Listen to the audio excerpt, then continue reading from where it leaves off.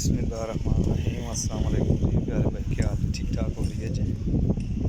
तो हाँ जनाब, पूरी छत जे माशाल्लाह देख लो, जेह्ड़े कबूतर ने उड्डे उड़ाए कबूतर तसल्ली वाले इंशाल्लाह इन्हां दा शौक करान लगा ते बाहर डेरे नमा छत ते दोनों साइडां ते देख लिया जरा बाहरली साइड ठीक हो गया। इस साइड तू है जनाब मेरी टोटल कबूतर इंशाल्लाह दखान लगा वा और अल्लाह ने चाहे तो इंशाल्लाह बहुत कीमती परिंदे ने ते सारे कबूतर उड्डे उड़ाए और कम अज कम इन्हां दा कोई ऐसा कबूतर नहीं सी जेड़ा जनाब 2 बजे तो पहला पै सके। वो जेठ दे उड्डे उड़ाए कबूतर ने, सारे जेठ वाले कबूतर डके सी, पूरा सीजन ही रिटाए है। ठीक है, छत और जाले दिखा रहा वा इंशाल्लाह भाइयों फड़ के कोई एक अद्धे पीस का शौक करावांगा भाइयों इंशाल्लाह। कबूतर तसल्ली वाले ते और गारंटी वाले इंशाल्लाह।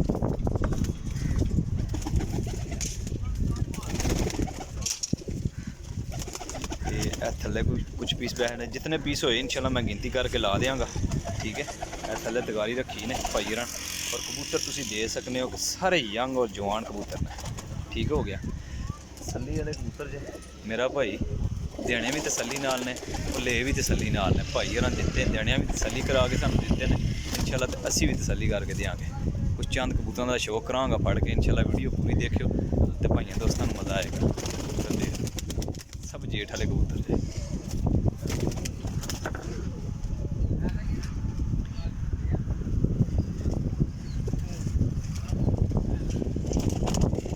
लो जी भाई जान करो हाँ जी शौक। देखो जी माशाल्लाह मादी कामल काम माशाल्लाह 8-10 घंटे परवादा करने वाली मादी है, पक्की कर दी है। ठीक हो गया जी, छड़ दो माशाल्लाह पल्ले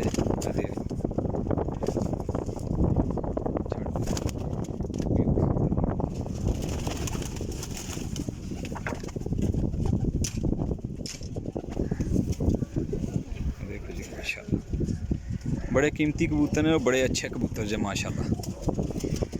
ठीक हो गया, जो सब मारो हाँ गिनती कितने ने टोटल